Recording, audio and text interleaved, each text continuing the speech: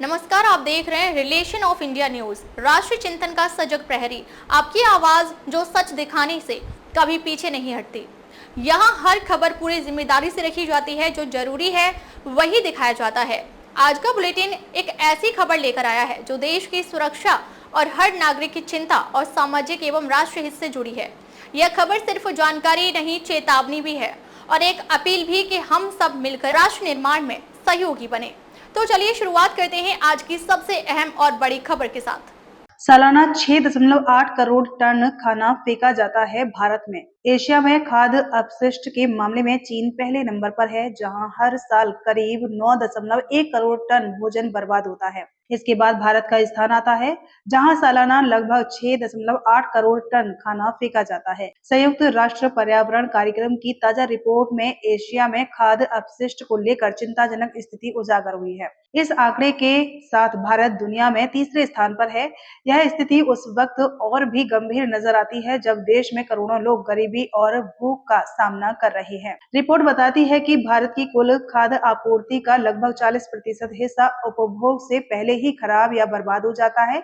यह supply chain की कमजोरियों, भंडारण की समस्याओं और वितरण व्यवस्था की खामियों को भी उजागर करता है।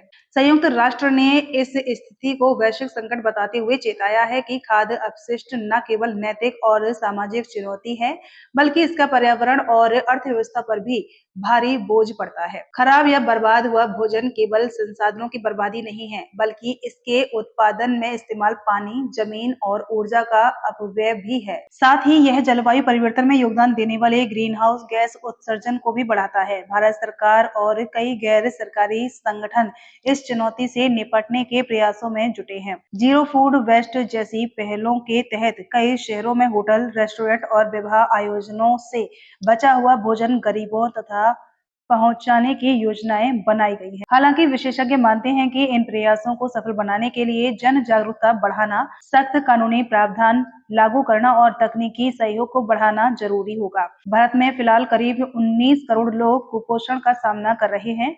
ऐसे में खाद्य अपशिष्ट को रोकना सिर्फ एक प्रशासनिक काम नहीं, बल्कि मानवीय जिम्मेदारी है, जिससे भुखमरी और कुपोषण जैसे संकटों को काफी हद तक कम किया जा सकता है।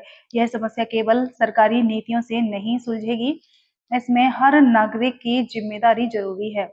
जब एक तरफ थालियों से भोजन फेंका जाता है और दूसरी तरफ बड़ी आबादी भूख और कुपोषण से ग्रस्त है, तो यह सामाजिक और मानवीय असंतुलन का प्रतीक बन जाता है।